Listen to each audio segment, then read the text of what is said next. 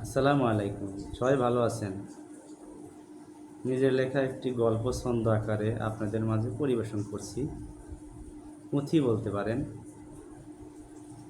সবাই শুনবেন এবং লাইক কমেন্ট শেয়ার করে আমাকে উৎসাহ দিবেন।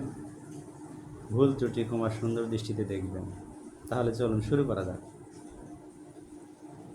মিঠা পুকুর ছোট্ট গেরাম মজিদ মিয়ার বাস, অতি কষ্টে কাটছে জীবন করিয়া হাল চাষ। অনাহারে অর্ধাহারে যাচ্ছে বছর মাস বন্ধু হে।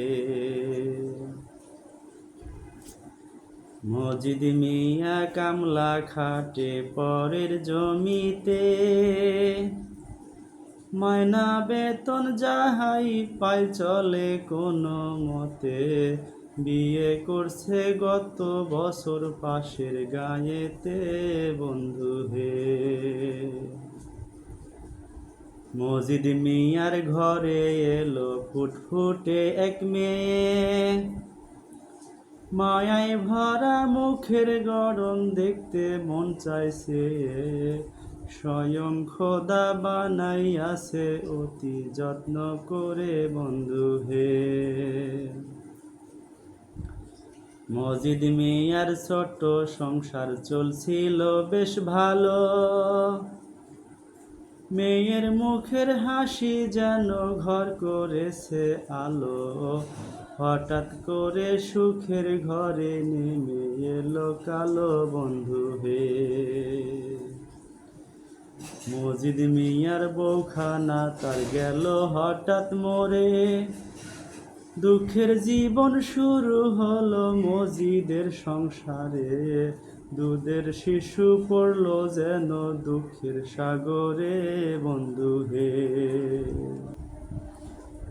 ধীরে ধীরে বলবো সবই শোনেন দিয়া মন, মজিদ মিয়ার দুঃখের কথা করিব বর্ণন। চোখের জলে বুক ভেসে যায় করি কি এখন বন্ধু হে। এক কাপড়ে মজিদ মিয়া বছর করে পার, দুধের শিশু নিয়ে তাহার অভাবের সংসার। অতি কষ্টে বড় হচ্ছে লক্ষ্মী মেয়ে তার বন্ধু হে। মায়ের অভাব কভু নাহি দিতেন বুঝিতে, বিয়ে শাদি আর করলেন না সন্তানের স্বার্থে। তিল তিল করে গড়লেন তাকে নিজের ইচ্ছাতে বন্ধু হে। ছোট থেকে বড় হলো তাহার লক্ষ্মী মেয়ে, মজিদ মিয়ার বড় চিন্তা দিতে হবে বিয়ে। ভালো ছেলে মিলবে কি আর যৌতুক নাহি দিয়ে বন্ধু হে।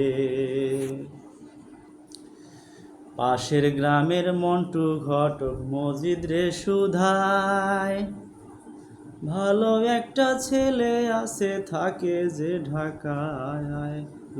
অনেক বড় চাকরি করে লক্ষ টাকা আয় বন্ধু হে। মন্টু ঘটক বলছে কথা হাতে নিয়া ছাতি, মেয়ে তোমার যেমন সুন্দর বড়ই গুণবতী। এমন ঘরে বিয়ে হলে হবে ভাগ্যবতী বন্ধু হে।